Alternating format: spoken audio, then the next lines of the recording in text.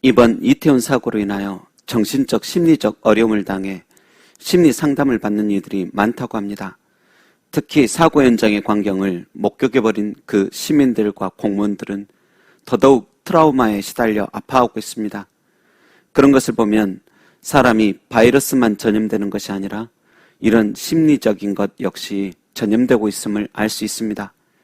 레비나스라는 철학자는 이렇게 말합니다. 나그네와 과부와 고아들, 그들은 아무런 보호막도 기득권도 없이 험한 세상 살아간다. 그래서 너무도 지쳐있고 연약해져 있는데 그 고통 중에 있는 연약한 얼굴이 던지는 호소에 다른 사람들도 억압받고 상처 입는다. 여러분, 그 고통스럽고 연약하고 지쳐있는 얼굴을 본 사람 역시 마음의 부담과 상처를 입는다는 것입니다. 그래서인지 자살률 1위의 직업군이 정신과 의사라고 알려져 있죠. 심리 상담을 해주다가 함께 아파버린 것입니다. 무심한 척 하더라도 연민으로 인하여 피로가 가득한 것입니다. 만일 내 동료 전우가 전쟁터 최전선에서 홀로 생명 걸고 싸우고 있을 때 내가 눈에 보이는 곳에 있다면 당연히 함께 총을 들고 싸워주고 싶을 것입니다. 그렇듯이 심리 상담가들도 환자들이 슬픔과 트라우마라는 전쟁 같은 최전선에서 생명 다해 싸우다가 점점 포기해가고 있는 것이 뻔히 보여 전문가답게 돕고 싶은데 결국 실패해버릴 때 그들도 너무 안타까운 것입니다.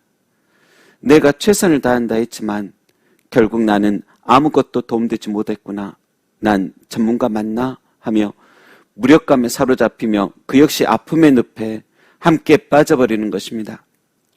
여러분, 성경엔 우는 자들과 함께 올라 하십니다. 그런데 가끔은 그럴 수 있어도 꾸준히 함께 하려면 연약한 자의 호소를 받아줄 정도로 강해야 합니다. 그리고 많은 휴식은 반드시 필요하고 기도나 묵상, 봉사 등을 통해 자신의 생각을 그 아프고 슬픈 마음의 짐을 다른 곳으로 옮기는 훈련도 되어야 합니다. 그렇지 않으면 감당하기 힘듭니다. 불행과 접촉한다는 것은 결코 쉬운 것이 아니기 때문입니다. 욥의 세 친구들도 욥이 고난당했다는 말을 듣고 찾아와 처음엔 말도 아끼고 함께 아파해주며 욥의 불행에 함께 접촉해 주었습니다.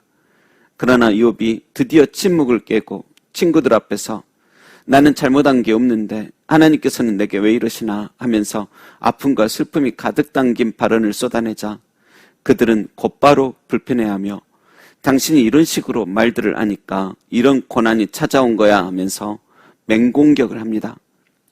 만일 욥과 함께 아름다운 해변에서 밝은 별빛을 바라보자 했다면 아름다운 꽃들이 가득한 평화로운 정원에서 행복한 식사를 하고散歩하며 우리들이 좋아하는 주제에 맞추어 담소를 나누자 했다면 그들은 욥을 향해 거슬려하며 불편한 신기를 표출하지도 않았을 것입니다. 그러나 그들은 욥의 하는 말 하나하나 모두 거슬려하고 분노합니다. 그들은 연약한 자의 호소를 받아줄 정도로 강하지도 않고 욥의 불행에 더욱더 접속되어 갈수록 평정심을 잃어가는 것입니다. 하지만 엘리후는 조금 다릅니다. 엘리후 역시 욥의 말이 거슬리고 불편한 마음도 있습니다.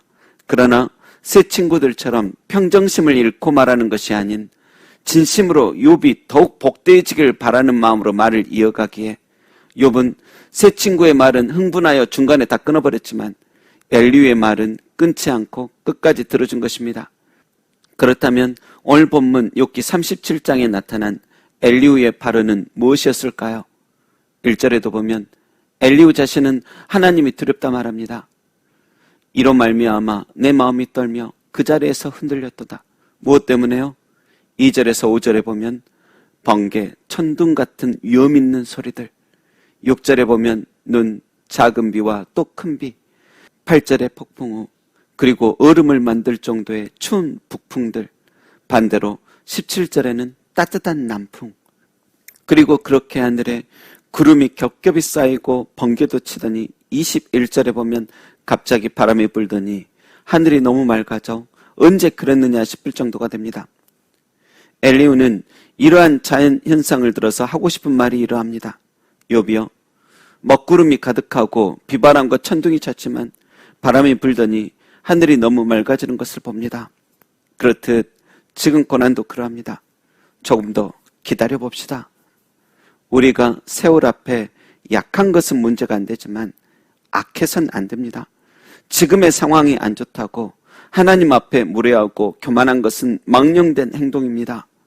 욥이여, 당신은 평생을 경건하게 살았는데도 이런 고난을 결국 당하니 경건이 무슨 유익이 있나 하며 불평하고 있습니다. 그러나 욥이여, 자연이 항상 푸르기만 합니까? 아니지 않습니까?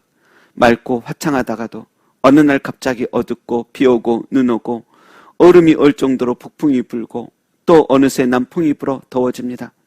그렇듯 하나님께서 펼치신 오묘한 자연의 섭리 속에서 우리 이렇게 살아가듯 이런 날도 저런 날도 있는 것이고, 더 어둡고 천둥치듯 무서울 정도의 고난의 날에는 더 하나님을 경외하며 나아가야 하지 않겠습니까? 그 말입니다. 여러분, 사람들은 자연의 현상을 예측도 합니다. 누가복음 12장 55절에 남풍이 부는 것을 보고 사람들이 말하기를 심히 덥겠구나 하면 과연 그렇게 되느니라 하듯이 어느 정도 예측을 합니다.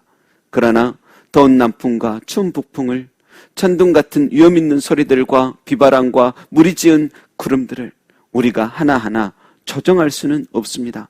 우리가 원하는 날씨만 누릴 수가 없습니다. 그렇듯이 우리도 하나님 믿는다 해서 번영의 날들만 누릴 수는 없는 것입니다. 맑은 날이 있으면 비 오는 날도 있고, 그렇게 구름 끼고 우중충하고 번개가 번쩍이더니 어느새 바람 불어 또 너무 맑아진 날이 되기도 합니다. 그렇듯 엘리후가 하고 싶은 말은 욥이여, 슬픈 줄 압니다. 그래도 많이 슬퍼하셨고 불평하셨으니 이제 다시 예전 영화로울 때 당신처럼 엎드려 경배하며 살아갑시다. 인생 중에 내가 원하던 날씨 같을 때는 의로워지고 찬양하고 마구 좋아하다가 또 내가 원하는 날씨가 아니면 낙심하고 불평만 함이 아닌 인생의 모든 날씨 속에서도 변함없이 하나님을 경외합시다. 그 말입니다. 여러분, 하나님께서는 고난당하는 자가 그 고난을 늘 추악하게만 생각하고 원망, 불평, 분노하며 끝이 아닌, 비록 항상 그럴 수는 없을지라도 고난이라는 것이 우리 심령에 찾아올 때 그리스도 안에서 믿음, 소망, 사랑이란 필터를 거쳐 그 고난이라는 것마저 추악하기만 함이 아닌 그것마저도 언젠가 뒤돌아보면 그리울 찬란히 빛나던 인생 중 한때로 해석되기를 누구보다 바라고 계십니다. 맑은 날만 아름다웠던 것 아니요, 구름 끼고 천둥이 치고 우박이 내려도 불쾌하고 기이하게 여기는 것 아닌 그것마저도 경이롭게 바라보며 삶을 인정하며 우리의 심령을 더욱 겸손하고 거룩한 하나님의 사람답게 장성시키시기를 원하시는 것입니다.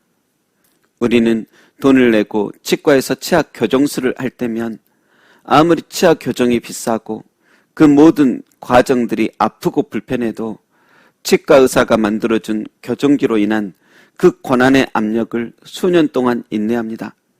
그 이유는 그것으로 인하여 결국 자신의 치아가 더욱 고르고 반듯해지기를 소망하기 때문입니다.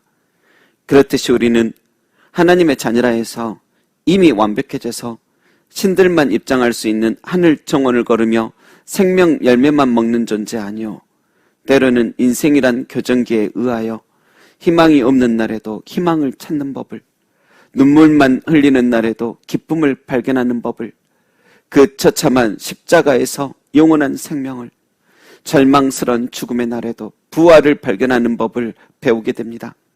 그래서 죄로 인해 삐뚤어진 내 심령의 성전이 고난의 교정기에 의해 거르게 되는 것입니다. 여러분, 우리 인생의 날씨는 추나추동을 겪기도 하며 오랜 가뭄도 풍성한 풍년의 날도 겪을 것입니다.